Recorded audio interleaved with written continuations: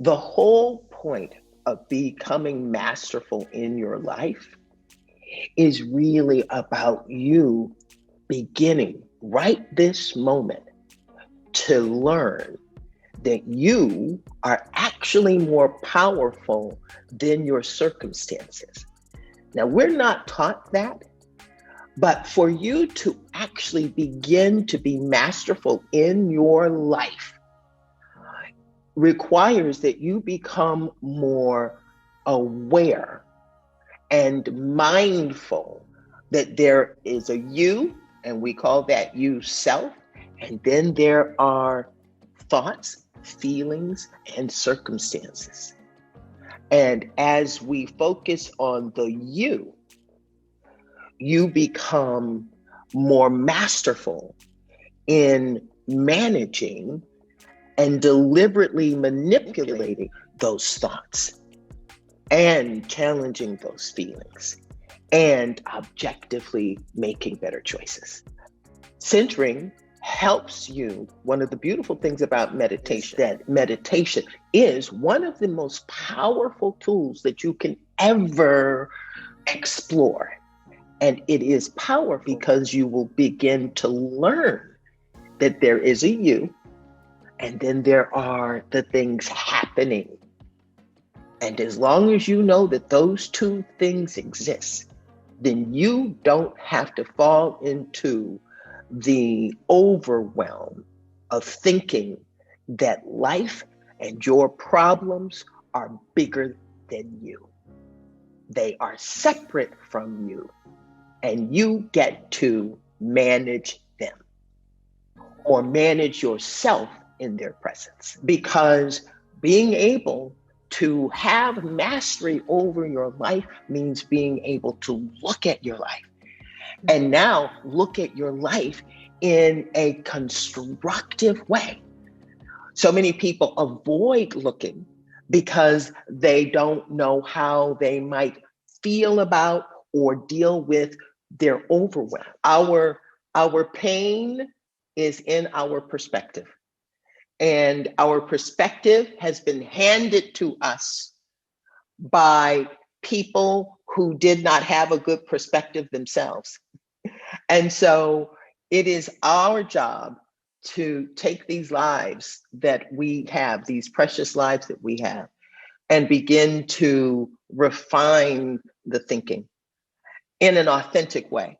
We're not bypassing anything, but we are committed to seeing ourselves as we truly are, and then learning to build those inner muscles, the inner muscles of better seeing, better feeling, and better responding.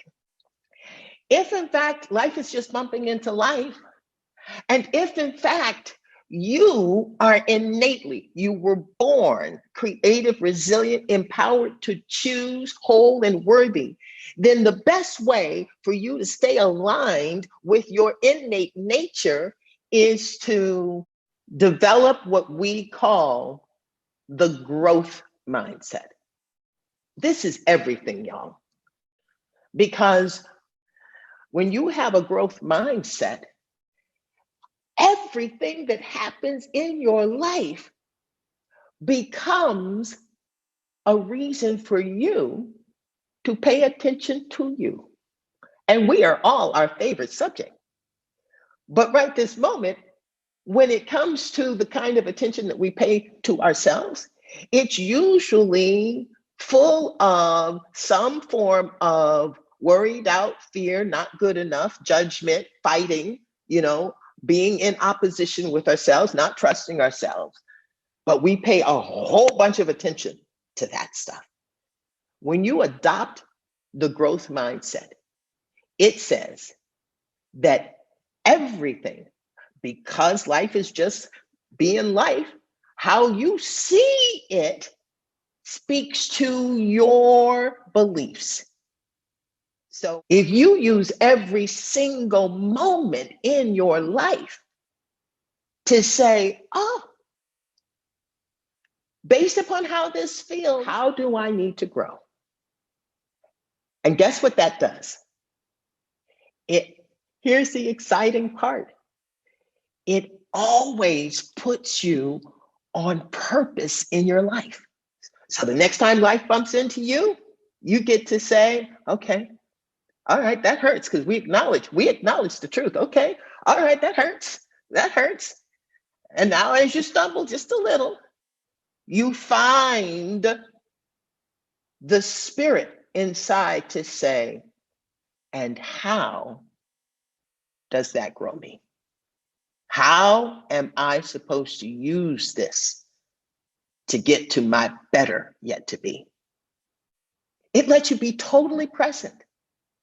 It lets you see. It lets you feel, so that you're not in denial and you're not you're not doing any bypass. You do your little stumble, and then you build that muscle to be able to say, and how does this grow me? How can this grow me? And in order for us to transform patterns in our lives, we have to be able to interrupt and rewire the energetic of it. Here's the thing that I really want to share with you. The surviving self is not a bad self. Let me explain to you the origin of the surviving self. We are a species, we are an animal, right? And the very first vertebrae, started with a single cell amoeba, a single cell. And then life doing what life does, bumping into its creative self, it began to form, to develop, to evolve into the 72 trillion cells creatures that we are. But to get from that single cell, just imagine the start of life and all of this life happening and bumping into itself and creating in all directions. Just imagine that in order to have gotten from there to where we are right this moment, as the universe is, creating greater order, there had to be a lot of reasons to be afraid and to be looking over your shoulder, to be ready to run, to be in doubt. So your nervous system was very smart. It taught you to pay attention to the problems. It taught you to anticipate the problems. In fact, it taught you to go looking for the problems. Because if you go looking for the problems, then you'll stay ahead of the problems.